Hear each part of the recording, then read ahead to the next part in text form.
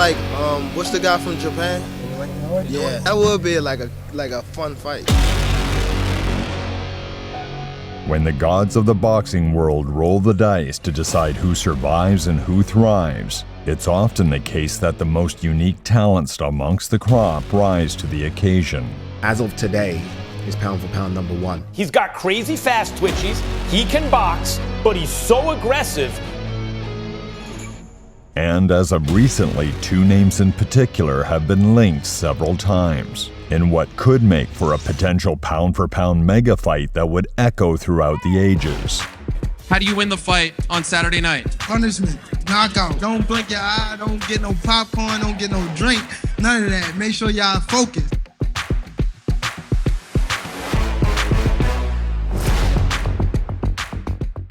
After Gervonta dismantled Ryan Garcia in their long-awaited fight that had been anticipated for some time, he now moves forward with plenty of momentum behind him after a career at feather and lightweight, moving himself further into superstardom. Who do you want next? Shakur Stevenson, Evan Haney, or who else? Just gotta go back to the drawing board and then we'll see what's the best decision for my career.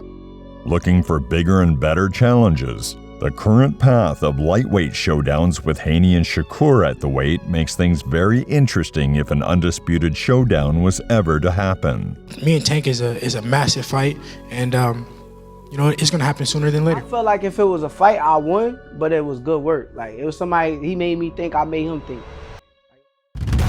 Though proving to carry power up from super featherweight all the way to 140, where he managed to put down and then stop Mario Barrios back in 2021, demonstrated he can mix with all sizes.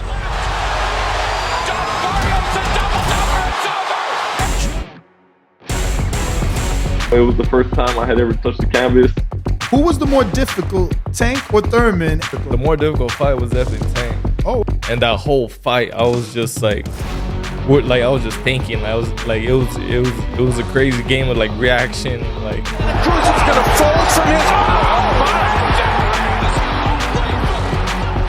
The truth, I didn't even feel the power. That's why I stayed there. I stood there because, I'm like, I'm not really feeling his power, so I'm gonna stay there and bang with him because, that's what the fans like, for fighters to bang, and that's what I try to do.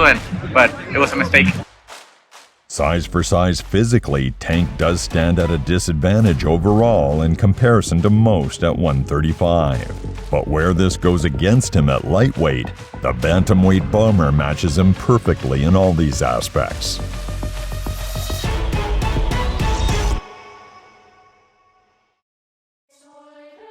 This dude is dominating world-class opposition like nobody's business. He is a badass little dude. Just like Tank, Inoue doesn't just play with his food, but often devours it instead. And by the time Maloney actually sees the punch, he's basically on the canvas. Racking up a monstrous amount of KOs since 2012, Inoue hit the professional scene, leaving no doubt looming after slowly becoming known for being Flyweight's version of Gennady Golovkin. Hey, look up this young fighter called the Monster. You ever hear Monster? He's mean. Like, I was like, oh, okay. Yeah. That's the first time I really saw him fight. Mm-hmm. Yeah. And I was like, okay, I get it. Yeah, I mean, everyone can see how explosive he is with his speed and his power, but he's the full package. Typically walking down his opponents and forcing them toward the ropes, Naoya's aggressive style made for comfortable viewing once his hands began to flow, and with very few flyweights unable to match his power and boxing ability, the lower weight classes soon became obsolete. Left-right combination, and Payano has stretched on the canvas, and the fight was still in its nascent stages, was all she wrote. Fighting out of his home country in Japan unfortunately didn't do much for his star power, until he finally arrived stateside debuting against Antonio Nieves in 2017, leaving a devastating display and statement of intent for all future challengers. Tries to deliver the body. You can see the force that Inoue throws with. The power's obvious. Inoue has him ready to go to the body. Yep, there it is. A technical knockout at the end of round 6. And we were told to expect something special. That was quite a show. After running through weight divisions as well as opposition, Inoue's life and death performance with Donaire did show some possible vulnerabilities at bantamweight.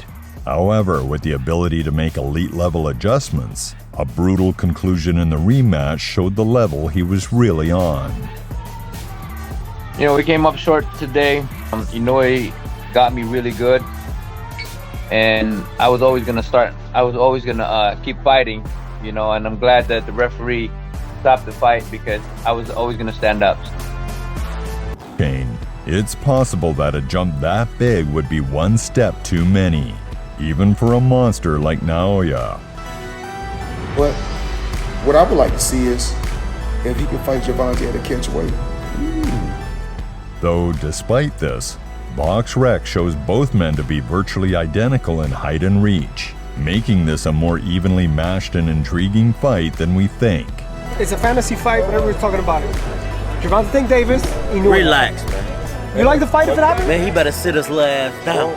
So if Inoue can move up and conquer at featherweight, the mega showdown between Tank and the Monster might just be possible at some sort of catchweight after all, as long as both fighters are willing to meet somewhere in the middle, leave egos aside, and ultimately put their greatness on the line once more.